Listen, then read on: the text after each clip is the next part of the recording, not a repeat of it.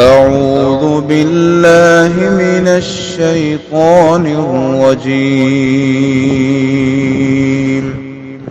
بسم الله الرحمن الرحيم. خرچ بھی کرنا ہے اور نیت بھی درست رکھیں. دونوں کام اگر کریں گے نا، دونوں کام ہی بڑے مشکل ہیں. خرچ کرنا بھی، مال سے محبت ہوتی ہے نا انسان، تو خرچ کرنا بڑا اوکھا کام ہے، بڑا مشکل کام ہے. مال جس سے انسان کو اتنی محبت ہے، وہ انسان اپنے ہاتھ پہ رکھ کے ایسے کسی کو پیش کر دے بغیر کسی وجہ. شیطان اس کو کیا سکھاتا ہے مال بڑھانے کے لیے؟ اس کے برعکس شیطان اسے مال بڑھانے کے لیے حرام اور ناجائز طریقے اختیار کرنے کی موٹیویشن اور ترغیب دیتا ہے.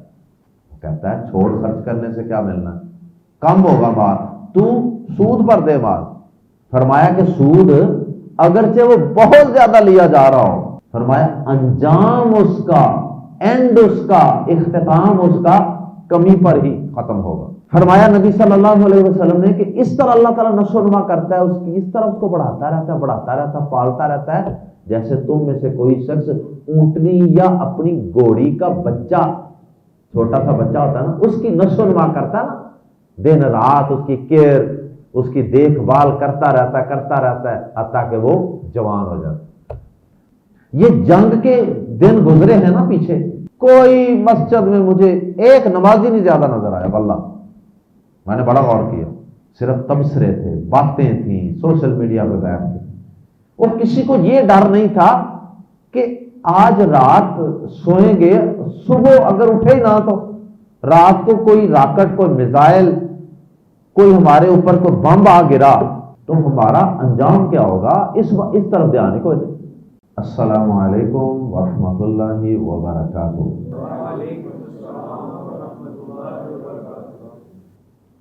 سورۃ الروم آیت نمبر 38 سے 42. ان الحمد للہ والصلاة والسلام علی رسول اللہ اما بعد. اعوذ باللہ السمیع العلیم من الشیطان الرجیم من ہمزہ ونفخہ ونفثہ. فآت ذا القربى حقه والمسكين وابن السبيل ذلك خير للذين يريدون وجه الله وأولئك هم المفلحون. وما آتيتم من ربا ليربو في أموال الناس فلا يربو عند الله. وما آتيتم من زكاة تريدون وجه الله فأولئك هم المضعفون. اللہ الذی خلقکم ثم رزقکم ثم یمیتکم ثم یحییکم. هل من شرکائکم من یفعل من ذلکم من شیء سبحانہ وتعالی یشرکون. ظہر الفساد فی البر والبحر بما کسبت ایدی الناس لیذیقہم بعض الذی عملوا لعلہم یرجعون.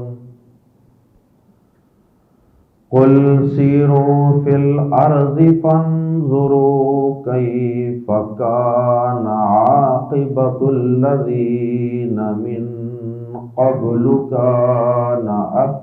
أَكْثَرُهُم مُشْرِكِينَ۔ گزشتہ آیت نمبر 37 میں اللہ رب العزت نے اس حقیقت کی طرف توجہ دلائی تھی کہ رزق کی فراخی اور وسعت یہ بھی اللہ کے ہاتھ میں ہے، کسی کا رزق کم کر دینا یہ بھی اللہ ہی کے اختیار میں اور اسی کے ہاتھ میں۔ اب اس آیت مبارکہ کے فوراً بعد آیت نمبر 38 میں اللہ پاک نے فا کا لفظ استعمال کر کے ایک حکم جاری فرمایا، مال خرچ کرنے کے حوالے سے اور دیگر حقوق ادا کرنے کے حوالے سے، رشتہ داروں کے، مسافروں کے، مسکینوں کے حقوق ادا کرنے کی ترغیب دلائی اور ان لوگوں کے ساتھ صلہ رحمی کا حکم دیا ہے۔ تو اللہ پاک نے لفظ فا سے بات کو شروع کیا ہے، تو فا کا مطلب ہوتا ہے کہ اس حکم کا، اس آیت کا، اس بات کا، جملے کا پیچھے والی بات سے کوئی نہ کوئی تعلق ہے، پس یہ کرو۔ مطلب یہ ہے کہ جب پچھلی آیت میں تمہیں بتا دیا گیا، تمہیں سمجھا دیا گیا کہ رزق کی کمی بیشی تو اللہ کے ہاتھ میں ہے، تمہارے مال خرچ نہ کرنے کی وجہ سے تمہارا مال بڑھنا نہیں ہے۔ اگر تم یہ سمجھتے ہو نا کہ مال خرچ نہیں کروں گا میں رشتہ داروں پہ، والدین پہ، بہن بھائیوں پہ، مسکینوں پہ، غریبوں پہ، مسافروں پہ، تو تمہارا مال بڑھ جائے گا، خزانوں کے مالک بن جاؤ گے، یہ تمہاری خام خیالی ہے۔ اس لیے کہ رزق کی کمی بیشی تو اللہ کے ہاتھ ہے، بلکہ عین ممکن ہے کہ جو شخص اپنا مال جمع کر کر کے رکھتا ہے، خرچ کرنے سے اوائڈ کرتا ہے، اس کا مال آہستہ آہستہ ضائع ہو جائے، تلف ہو جائے، کم ہو جائے۔ اور جو شخص مال کثرت سے اللہ کی راہ میں خرچ کرتا ہے، بہاتا رہتا ہے اللہ کی راہ میں، اس کا مال بہت زیادہ بڑھ جائے۔ اور قرآن و حدیث میں یہی اصول بیان ہوا کہ واقعی خرچ کرنے سے مال بڑھتا ہے اور اسے جمع کر کر کے رکھنے سے وہ کم ہو جاتا ہے۔ اور اس کی ایک مثال کہتے ہیں کہ جو کنواں ہے، اگر اس میں سے پانی نکلتا رہے، انسان، جانور، جاندار پانی پیتے رہے، تو اللہ کا نظام ہے کہ نیچے سے پانی اور آتا رہتا ہے، آتا رہتا ہے، اور وہ کنواں چلتا ہی رہتا ہے، اس کا پانی کبھی ختم نہیں ہوتا۔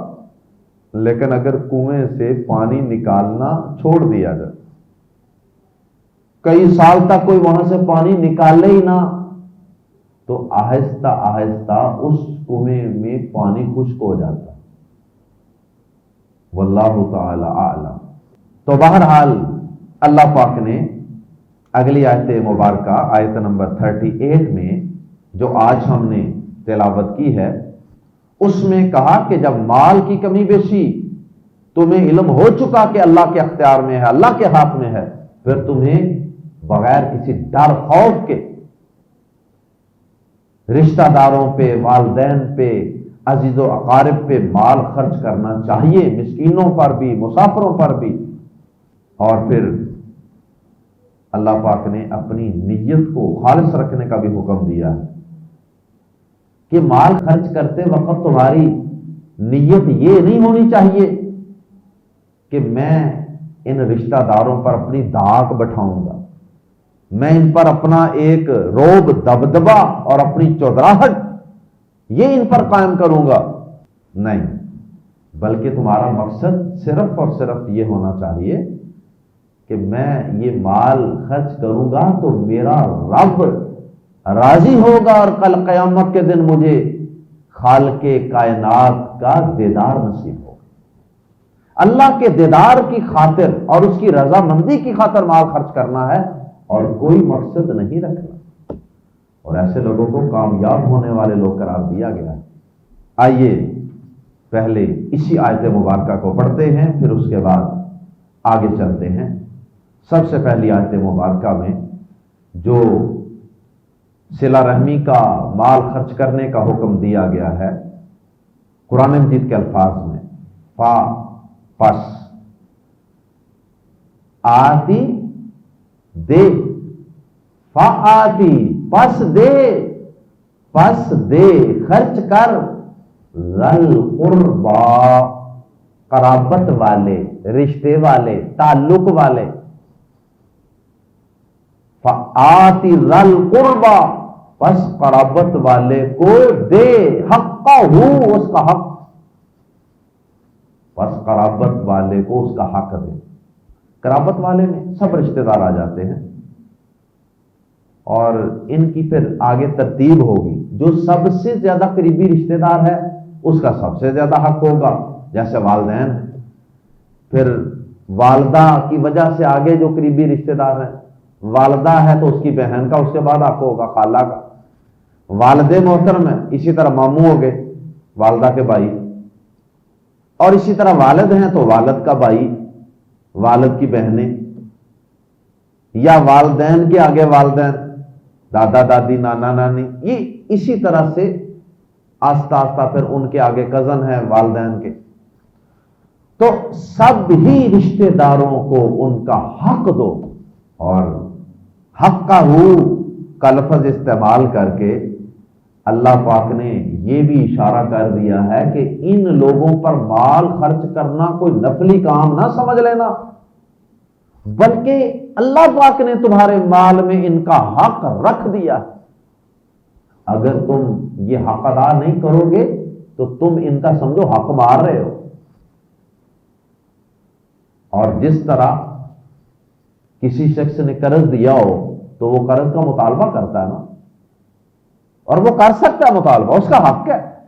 تو خالق کائنات نے ہمیں یہ مال دیا ہے نا، تو اس نے ہمارے مال میں کچھ لوگوں کے حق رکھ دیے۔ اب وہ خالق کائنات ہم سے اس کی باز پرس کر سکتا ہے، سوال کر سکتا ہے قیامت کے دن کہ میں نے تمہیں مال دیا تھا اور کہا تھا کہ فلاں فلاں جگہ پہ خرچ کرنا ہے، تو نے کیوں نہیں خرچ کیا؟ سوال ہوگا۔ حق کا ہو کا لفظ یہ بتا رہا ہے کہ یہ ان کا حق ہے، ہمارا ان پر کوئی احسان نہیں ہے، تو ان پر خرچ کرتے وقت اس کو کوئی اپنا احسان بھی نہیں سمجھنا چاہیے اور نہ ہی جتلانا چاہیے۔ سورۃ التوبہ کی آیت نمبر 60 میں انما الصدقات للفقراء والمساکین، اللہ پاک نے 8 مصارف بیان کیے ہیں کہ زکوٰۃ و صدقات کہاں کہاں خرچ کرنے ہیں۔ ان 8 میں سے 3 مقامات اللہ پاک نے ان میں سے ذکر کر دیے ہیں جو زیادہ اہم تھے، یا بطور مثال یہاں 3 کا ذکر کر دیا۔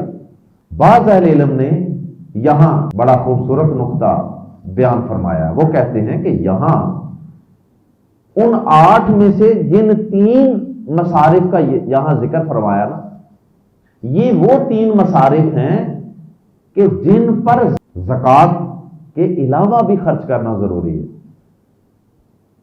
یہ نہیں ہے کہ آپ کے والدین یا آپ کے بہن بھائی وہ بیچارے بڑی مشکل زندگی گزار رہے ہیں، بیماریوں میں مبتلا ہیں، اور 2 وقت کی روٹی ان کے گھر نہیں چل رہی، اور آپ بس کہیں جی میں تو زکوٰۃ دے کے فارغ ہو چکا ہوں، مجھے کیا، کوئی مر رہا ہے تو مرے۔ یا کوئی مسکین آدمی آپ کے پاس ہے، آپ جانتے ہیں یہ مسکین آدمی ہے، اس بیچارے کے اتنے تنگ حالات ہیں، یا کوئی مسافر آدمی آپ دیکھتے ہیں کہ یہ بندہ مسافر ہے، اس کے پاس بیچارے کے کھانا کھانے کے لیے پیسے نہیں ہے، اس کے پاس کرایہ نہیں ہے، اس کا سامان جیب کٹ گئی ہے، وغیرہ وغیرہ، اور آپ کی تحقیق کے مطابق وہ واقعی حقدار ہے، تو آپ صرف اس وجہ سے اس پر رحم نہ کھائیں کہ میری زکوٰۃ تو ادا ہو چکی ہے۔ صرف زکوٰۃ ادا کرنے سے آپ ان ضروری مصارف پر زکوٰۃ کے مال کی وجہ سے آپ اپنی ذمہ داری سے سبکدوش نہیں ہوئے، فارغ نہیں ہوئے ابھی اپنی ذمہ داری۔ زکوٰۃ کے علاوہ بھی خرچ کرنے کی اللہ پاک نے تلقین کی ہے قرآن مجید میں کئی مقامات، جن میں سے ایک یہ فآتی ذل قربا، پس دے، ذل قربا قرابت والے کو، حقہ، اس کا حق، والمسکین، اور مسکین کو بھی۔ مسکین وہ ہوتا ہے کہ جو مانگتا نہیں عام طور پہ، لیکن حالات ماڑے ہی ہوتے ہیں۔ تو فقیر جو ہوتا ہے وہ مانگ بھی لیتا ہے، وہ زیادہ، اس کی حالت زیادہ خراب ہوتی ہے مسکین سے، اس لیے اس کا ذکر نہیں کیا کہ وہ انڈرسٹوڈ ہے کہ اگر مسکین کو دے رہے ہیں جو نہیں مانگتا، اس پر خرچ کرنے کا حکم ہے، تو جو اپنی مصیبت آپ کے سامنے بیان بھی کر دیتا ہے، اپنا پیٹ ننگا بھی کر دیتا ہے بیچارہ، اس کے اوپر تو خرچ کرنا پھر اور زیادہ ضروری ہے۔ وابن السبیل، اور مسافر کو، پس قرابت والے کو اس کا حق دو، اور مسکین کو اور مسافر کو۔ ذالک خیر، یہ بہتر ہے، للذین، لوگوں کے لیے، ہر ایک کے لیے یہ خرچ کرنا بھی بہتر نہیں، یہ بہتر ہے ان لوگوں کے لیے، یریدون، جو چاہتے ہیں، ارادہ رکھتے ہیں، چاہتے ہیں، وجہ اللہ، اللہ کا چہرہ، جو اللہ کا چہرہ چاہتے ہیں۔ اس کا مفہوم تو سیدھا اور صاف اور واضح ہے۔ اللہ کا چہرہ چاہتے ہیں کا مطلب کہ وہ اللہ کی جنت چاہتے ہیں، اور جنت کے اندر اللہ کا دیدار چاہتے ہیں، جو جنت کی سب سے اعلیٰ نعمت ہوگی، سب سے بڑی نعمت ہوگی، وہ چاہتے ہیں۔ اگرچہ بعض اہل علم وجہ اللہ کا ترجمہ اللہ کی رضامندی بھی کر دیتے ہیں، لیکن یہاں اس کا ظاہری معنی لینے میں بھی کوئی حرج نہیں ہے، بلکہ ظاہری معنی زیادہ بہتر ہے، بلکہ اللہ کا چہرہ چاہتے ہیں۔ ہاں، کسی وقت کوئی نیکی کا کام انسان اس وجہ سے کہیں بیان کرتا ہے کہ اس کی وجہ سے دوسروں کو ترغیب ہو جاتی ہے، تو وہ اس کی نیت اللہ کے ساتھ، لیکن مراد یہ ہے کہ نیت درست ہونی چاہیے، خرچ کرنے والے کی نیت درست ہونی چاہیے۔ خرچ بھی کرنا ہے اور نیت بھی درست رکھے، دونوں کام اگر کریں گے نا، دونوں کام ہی بڑے مشکل ہیں۔ خرچ کرنا بھی، مال سے محبت ہوتی ہے نا انسان، تو خرچ کرنا بڑا اوکھا کام ہے، بڑا مشکل کام ہے۔ مال جس سے انسان کو اتنی محبت ہے، وہ انسان اپنے ہاتھ پہ رکھ کے ایسے کسی کو پیش کر دے بغیر کسی وجہ، یعنی دنیاوی وجہ کے بغیر، اخروی وجہ تو ہے ہی کہ رب کا حکم ہے، اس کی رضامندی، اور دوسرا پھر کسی کو دے کر اس کا کوئی مفاد بھی دنیا میں حاصل نہ کرنا، یہ اس سے بھی اوکھا کام ہے۔ وَأُولَئِكَ هُمُ الْمُفْلِحُونَ، اور یہی لوگ فلاح پانے والے ہیں، اور یہی لوگ فلاح پانے والے ہیں، کامیاب ہونے والے ہیں، سکسیسفل یہی لوگ۔ اللہم اجعلنا منہم۔ اور اگر خرچ نہیں کرتا، جمع کر کر کے رکھتا مال، ناکام انسان ہے، بے شک جتنی مرضی فیکٹریاں لگا لے، زمینیں بنا لے، ایکڑوں کے ایکڑ، مربوں کے مربے، کامیاب نہیں، مکمل کامیاب انسان نہیں ہے۔ اور اسی طرح اگر مال تو بڑا ہی خرچ کیا لیکن نیت کی خرابی تھی، پھر بھی ناکام۔ اللہم لا تجعلنا منہم۔ اس کے بعد اللہ رب العزت نے اگلی آیت مبارکہ میں، آیت نمبر 39 میں، انسان کے ذہن کی ایک الجھن کو دور کر دیا جو خرچ کرنے میں رکاوٹ بن سکتی تھی۔ اور وہ کیا کہ انسان عام طور پہ یہ سمجھتا ہے مال خرچ کروں گا نا تو مال کم ہو جائے گا، اور اس کی بجائے وہ زکوٰۃ و صدقات سے ڈرتا ہے کہ اس کی وجہ سے شیطان اس کو یہ خوف دلاتا ہے کہ تمہارا مال کم ہو جانا، فقیر ہو جاؤ گے، کنگلے ہو جاؤ گے، اور اس کی بجائے شیطان اس کو مال بڑھانے کے لیے طور طریقے بتاتا ہے، سکھاتا ہے۔ شیطان اس کو کیا سکھاتا ہے مال بڑھانے کے لیے؟ اس کے برعکس شیطان اسے مال بڑھانے کے لیے حرام اور ناجائز طریقے اختیار کرنے کی موٹیویشن اور ترغیب دیتا ہے۔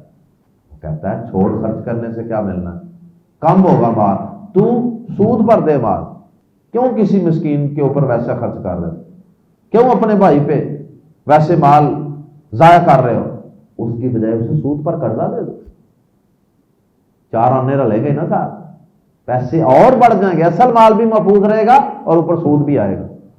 اللہ پاک نے اس کا بھی جواب دے دیا یہاں پر کہ سود پہ مال دینے سے تمہاری خام خیالی میں، تمہاری کم عقلی کے مطابق مال بڑھ رہا ہوتا ہے، لیکن اللہ کے ہاں وہ نہیں بڑھتا، اللہ کے ہاں وہ نہیں بڑھتا، یعنی مانوی اعتبار سے، روحانی اعتبار سے تمہارا مال نہیں بڑھتا۔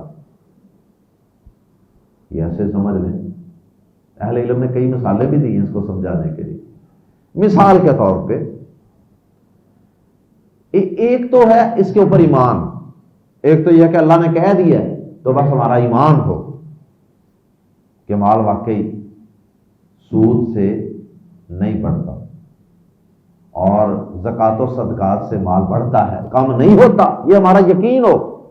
اور یقین کو پختہ کرنے کے لیے لاجیکلی علماء نے کچھ نقطے بھی سمجھائے، مثالیں بھی دی۔ مثلا ایک آدمی کا وزن بڑھتا جائے، 150 کلو وزن ہو جائے، 150 کلو، اور ہر مہینے وزن بڑھتا ہی جا رہا ہے، پھولتا ہی جا رہا ہے جسم، تو وہ کہنا شروع کر دے کہ میں صحت مند ہو رہا ہوں، ہیلدی، میرا جسم بڑا ہیلدی ہو رہا ہے۔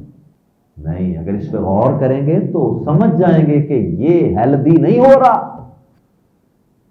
یہ تو فیٹی ہو رہا ہے، اور یہ بیمار ہو رہا ہے، جتنا اس کا وزن بڑھ رہا ہے یہ بیمار ہو رہا ہے۔ تو اسی طرح سود سے مال کبھی بھی بڑھتا نہیں ہے۔ اور پیارے نبی صلی اللہ علیہ وسلم کی ایک حدیث پاک بھی ہے، مسند احمد میں امام احمد رحمہ اللہ نے بیان فرمائی ہے، اور محققین نے اس کو صحیح کہا۔ پیارے نبی صلی اللہ علیہ وسلم کا فرمان ہے، الربا وَإِن كَثُرَ، سود خواہ بہت زیادہ ہو، سود خواہ بہت زیادہ ہو، فَإِنَّ عَاقِبَتَهُ تَسِيرُ إِلَىٰ كُلٍّ، انجام اس کا یقیناً قلت ہی ہوگا۔ فرمایا کہ سود اگرچہ وہ بہت زیادہ لیا جا رہا ہو، فرمایا انجام اس کا، اینڈ اس کا، اختتام اس کا کمی پر ہی ختم ہوگا۔ یعنی یہ دنیا کے اندر بھی ہم نے مثالیں دیکھی، معاشرے بڑے بڑے نام تھے، بڑے بڑے برانڈ تھے، بڑی بڑی کمپنیاں تھیں، بڑی بڑی فیکٹریاں تھیں، لیکن ان کا بزنس سارا چلتا تھا انٹرسٹ پہ، ربا پر، سود پر، بیاج پر۔ اس وقت وہ لوگوں کے آگے ہاتھ پھیلانے پر مجبور ہو چکے ہیں۔ یقین کریں کہ ذاتی طور پہ میں کئی بڑی بڑی فیکٹری اونرز کو جانتا ہوں، اور بنیاد ان کی کیا تھی؟ سودی کاروبار کرتے تھے، تباہ و برباد ہو گئے۔ سورۃ البقرہ میں بھی ہم پڑھ چکے ہیں، آیت نمبر 276 میں، یمحق اللہ الربا ویربی الصدقات، بالکل سیم یہی مفہوم۔ اللہ تعالیٰ سود کو مٹاتا ہے، تباہ و برباد کرتا ہے، ویربی الصدقات، اور صدقات و خیرات کو اللہ تعالیٰ بڑھاتا ہے، گروتھ کرتا ہے، نشو و نما کرتا ہے۔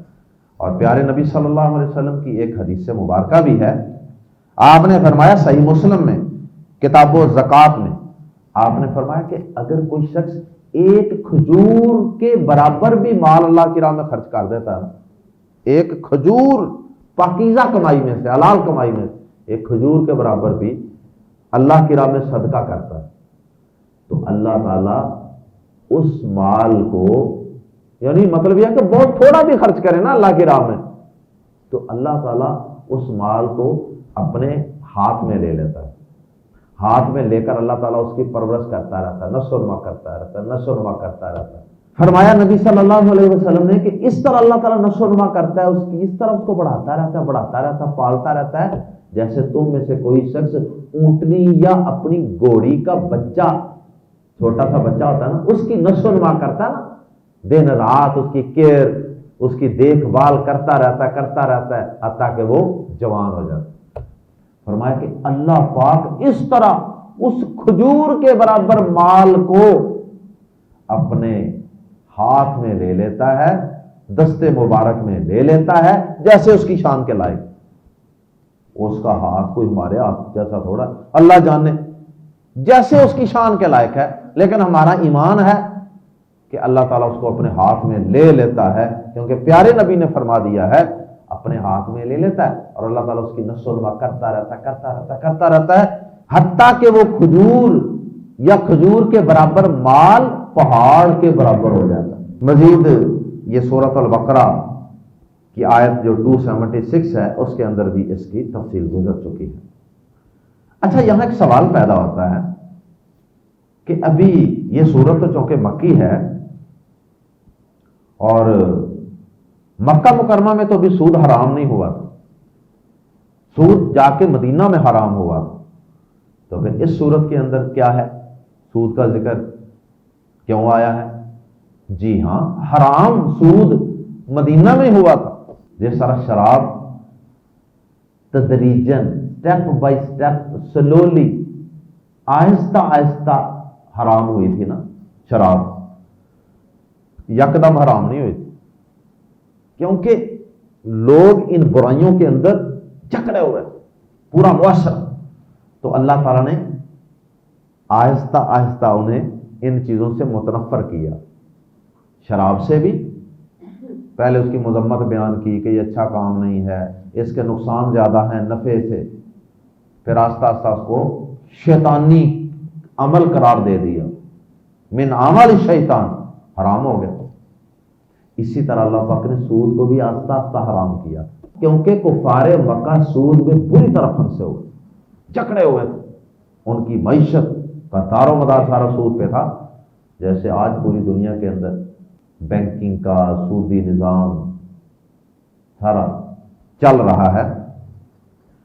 تو مکہ مکرمہ میں اللہ پاک نے ابھی اس کو کلی طور پر حرام نہیں قرار دیا۔ اس آیت میں آپ دیکھیں گے کہ صرف مذمت کیا تھوڑی سی کہ اس سے مال بڑھتا نہیں ہے، یہ ہمیں تمہارا وہم ہے، بس اتنا کو بتایا۔ یہ نہیں کہا کہ یہ اللہ اور اس کے رسول سے اعلان جنگ ہے، سود لینا دینا، یہ ابھی نہیں کہا۔ وہ پھر مدینہ میں جا کے اس طرح کی حرمت نازل فرمائی کہ جس کے بعد سود لینا ٹوٹل حرام ہو گیا۔ ابھی صرف مذمت بیان فرمائی ہے تاکہ آہستہ آہستہ ذہن سازی ہو جائے، جیسا کہ سورہ آل عمران اور سورہ بقرہ کے اندر موجود ہے، اور وہ دونوں صورتیں مدنی صورتیں، وہاں سود کی پھر کلی مذمت اور اس کو حرام قرار دے دیا۔ سورہ آل عمران آیت نمبر 130 میں اور سورہ بقرہ آیت نمبر 275 اور 275 سے 281 تک۔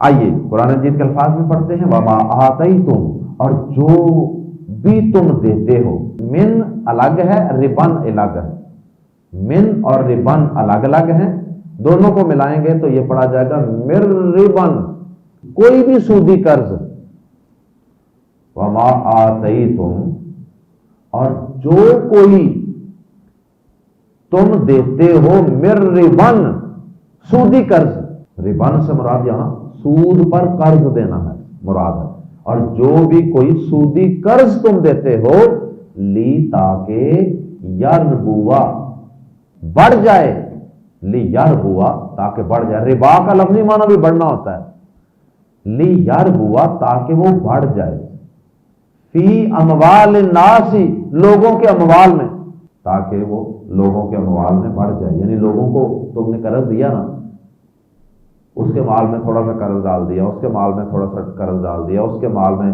تھوڑا سا قرض اپنا ڈال دیا، تاکہ اب یہ جو میں نے قرض دیا ہے یہ اس کے مال میں بھی بڑھتا رہے، ان کے مال میں بھی یہ میرا قرض بڑھتا رہے، فلاں کے مال اور بزنس میں بھی میرا یہ قرض بڑھتا رہے، یہ مطلب ہے لیربوا فی اموال الناس، تاکہ لوگوں کے اموال میں وہ سودی قرض بڑھتا رہے۔ فرمایا فلا یربو، پس نہیں وہ بڑھتا، عند اللہ، اللہ کے ہاں، تو وہ اللہ کے ہاں نہیں بڑھتا۔ صرف مذمت بیان فرمائی ہے کہ بھائی مال بڑھتا کون ہے سود سے، ہمیں تمہاری کنفیوژن ہے، حلال حرام نہیں کہا ابھی۔ وما، اور جو آتئی تم دیتے ہو، من زکات، کچھ زکات میں سے، اور جو کچھ تم زکات میں سے دیتے ہو، زکات و صدقات، تریدون، پھر یہاں دوبارہ نیت کی اہمیت بیان کر دی، پچھلے آدمی بھی نیت کی اہمیت بیان فرمائی، تریدون وجہ اللہ، اللہ کے چہرے کا ارادہ کرتے ہو، تم اللہ کے چہرے کا ارادہ کرتے ہو، فَأُولَئِكَ هُمُ الْمُضْعِفُونَ، تو یہی لوگ کئی گنا بڑھانے والے ہیں، تو یہی لوگ مضعفون ہے۔ مضعفون کا مطلب ہوتا ہے ملٹی پلائر، یہی لوگ ہیں جو اپنے مال کو کئی کئی گنا بڑھانے والے، چوکے چھکے لگوانے والے اپنے مال میں، برکت کی وجہ سے اللہ کی طرف سے برکت آئے گی تو یہ لوگ اپنے مال کو کئی گنا بڑھانے والے ہیں۔ اس کے بعد اللہ پاک نے آیت نمبر 40 سے پھر سلسلہ کلام توحید اور آخرت کی طرف پھیر دیا ہے۔ اللہ تعالیٰ نے اپنی قدرت کی نشانیاں بیان کی ہیں اور پھر مشرکین سے پوچھا ہے کہ تمہارے بنائے ہوئے معبود کیا یہ کام کرتے ہیں جو میں کرتا ہوں؟ اللہ الذی، اللہ وہ ہے جس نے خالقہ پیدا کیا کم تمہیں، پہلی صفت پہلا وصف، ثم پھر رزقکم پھر اس نے تمہیں رزق دیا، ثم پھر یمیتکم وہ موت دے گا تمہیں، ثم پھر یحییکم وہ زندہ کرے گا تمہیں۔ یہ ساری اسی کی قدرتیں ہیں اور حقیقت میں یہ ساری نعمتیں بھی ہیں، موت بھی نعمت ہے۔ بڑھاپے میں جا کے لوگ دعائیں نہیں کرنے لگ جاتے کہ یا اللہ مینوں لے جا، حالانکہ جائز نہیں ہے موت کی خاص۔ تو اس کا مطلب ہے کہ موت بھی بعض حالات میں نعمت ہوتی ہے انسان کے لیے۔ ثم یحییکم پھر دوبارہ وہ زندہ کرے گا، وہ بھی نعمت۔ کیا مرنے کے بعد ہم نہیں چاہتے کہ اللہ ہمیں دوبارہ زندہ کر کے اپنی جنتوں کا مہمان بنا دے؟ جس نے ہمارے ساتھ ظلم کیا اللہ اس کو زندہ کر کے اس کو اس کی سزا دے، ہر شخص چاہتا ہے۔ بہرحال 4 چیزوں کا یہاں ذکر ہے، اس نے تمہیں پیدا کیا، اس نے تمہیں رزق دیا، وہ تمہیں موت دے گا اور پھر تمہیں زندہ کرے گا، 4 چیزیں۔ پھر آخر میں سوال کیا حل من شرکائکم، کیا تمہارے شریکوں میں سے کوئی ہے؟ یعنی تمہارے بنائے ہوئے شریک جو اللہ کے شریک بنائے ہوئے، حل من شرکائکم کیا تمہارے شریکوں میں سے کوئی ہے، من یفعل جو کرے، من ذالکم ان کاموں میں سے، من شیئن کچھ بھی، کیا تمہارے شریکوں میں سے کوئی ہے جو ان کاموں میں سے کچھ بھی کرے؟ یہ 4 کام جو بیان ہوئے ہیں ان میں سے کوئی بھی کام تمہارے شریکوں میں سے کوئی کر سکتا ہے؟ کسی انسان کو پیدا کر سکتا ہو، کسی کو رزق دے سکتا ہو، کسی کو کی زندگی موت کا مالک ہو؟ مطلب یہ ہے کہ یقیناً ایسا کوئی بھی نہیں کر سکتا۔ اور جب ایسا کوئی نہیں کر سکتا تو ظالموں پھر اللہ کا در چھوڑ کے کیوں غیروں کی پوجا پاٹ کرتے ہو؟ کیوں غیروں کو مشکل کشائی حاجت روائی کے لیے پکارتے ہو؟ ان کے نام کی نظریں نیازیں دیتے ہو، چڑھاوے چڑھاتے ہو؟ سبحانہ وہ پاک ہے، کس سے؟ شریکوں سے۔ ثابت کر رہا ہے اللہ پاک کہ اس کا کوئی شریک نہیں۔ جو لوگ شریک بنا رہے ہیں نا، یہ اللہ تعالیٰ کی تکذیب کر رہے ہیں اور اللہ تعالیٰ کی شان اور عظمت اپنی طرف سے کم کرنے کی کوشش کر رہے ہیں۔ یہ اللہ کی شان میں گستاخی ہے کہ کسی کو اللہ کا شریک بنایا جائے۔ سبحانہ وہ پاک ہے، وتعالی اور بہت بلند ہے ان شریکوں سے، اما اس سے جو یشرکون وہ شریک ٹھہراتے ہیں، ان سے اللہ بہت پاک ہے، بہت بلند ہے۔ اس کے بعد اللہ پاک نے تیسرا اور آخری مضمون جو آیات زیر تفسیر میں بیان ہوا وہ یہ ہے کہ اے انسان اس تیرے شرک کی وجہ سے اور تیری نافرمانیوں کی وجہ سے، اللہ کی بغاوتیں اور نافرمانیاں کرنے کی وجہ سے اور بالخصوص شرک کرنے کی وجہ سے اس زمین کے اوپر سارا نظام تہس نہس ہو گیا، اس زمین کے اوپر فتنہ اور فساد پھیل گیا، کہیں زلزلے، کہیں نئی نئی آفات اور بیماریاں، اور کہیں پر جنگیں، اور کہیں پر کوئی مصیبت کہیں پہ، کوئی مصیبت کہیں پر قحط پڑ رہا ہے، کہیں پر فصلیں پکی ہیں تو بارش آ رہی ہے. یہ سب جو خرابیاں ہیں نا، یہ بدحالیاں ہیں، یہ سب اے انسان تیرے شرک کی وجہ سے ہے اور تیری نافرمانیوں کی وجہ سے، تیرے گناہوں کی وجہ سے. یعنی یہ گناہوں کے اثرات ہیں کہ اللہ تعالیٰ کہتا ہے قیامت کے دن تو تجھے میں اس شرک کی سزا دوں گا ہی، تیری نافرمانیوں کی سزا دوں گا ہی، لیکن دنیا کے اندر بھی میں تمہیں تھوڑی سی سزا دیتا ہوں تاکہ شاید تو سدھر جائے، شاید تو پلٹ آئے اپنے رب کی طرف، توحید کی طرف. ظہر الفساد، ظاہر ہو گیا ہے فساد. فساد کا معنی ہوتا ہے خرابی، امن و امان ختم ہے، بد امنی ہے، چوریاں، ڈکیتیاں، قتل و غارت، نفرتیں، کیا کیا کچھ ہے، یہ سارا کچھ فساد ہے. ظہر الفساد، ظاہر ہو گیا فساد، فی البری، خشکی میں، والبحری، اور سمندر میں. یعنی زمین کے دو حصے ہیں نا، کچھ پانی والے علاقے ہیں اور کچھ خشکی والے ہیں. تو پانی والے علاقوں میں بھی لوگ رہتے ہیں نا، وہاں بھی دریاؤں میں اور سمندروں میں لوگ سفر بھی کرتے ہیں، اور ان کے ساحلوں پر بھی لوگ رہتے ہیں، اور ان کے اندر جزیروں میں بھی لوگ رہتے ہیں. ظہر الفساد فی البر والبحر، خشکی اور سمندر میں فساد ظاہر ہو گیا، بازربی کی وجہ سے. کس کی وجہ سے؟ ما جو کسبت، کمایا، ایدی، ید ہاتھ کو کہتے ہیں، ایدی اس کے جمع، اید الناس، لوگوں کے ہاتھوں نے، اس کی وجہ سے جو لوگوں کے ہاتھوں نے کمایا، لوگوں کے اپنے ہاتھوں کی کمائی ہے. اور مقصد اس کا، حکمت کیا ہے اس میں؟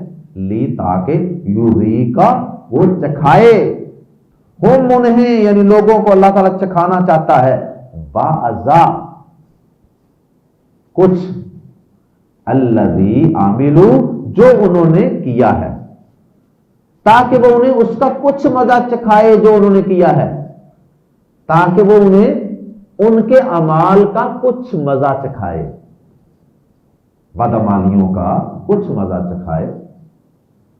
کچھ، سارا نہیں، سارا مزہ تو قیامت کے دن چکھایا جائے گا. اور تھوڑا سا جھٹکا دینے کا مقصد کیا ہے؟ لعلہم، تاکہ وہ، شاید کہ وہ، یرجعون، پلٹ آئیں، باز آ جائیں، لوٹ آئیں.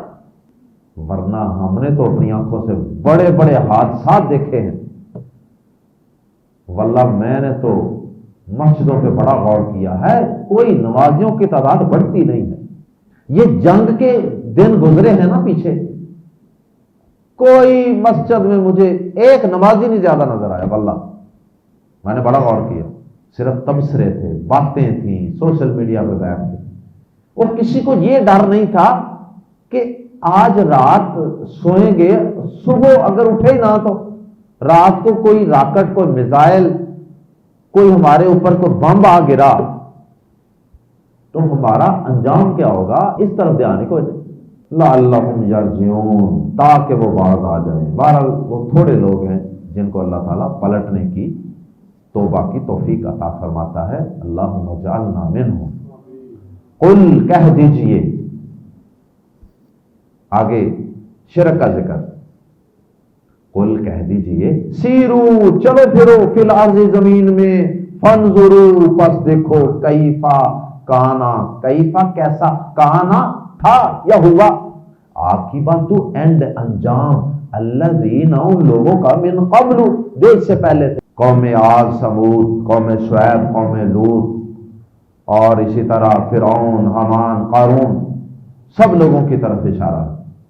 کانا اکثرہم، تھے ان کے اکثر، مشرکین، شرک کرنے والے، ان کے اکثر مشرک تھے.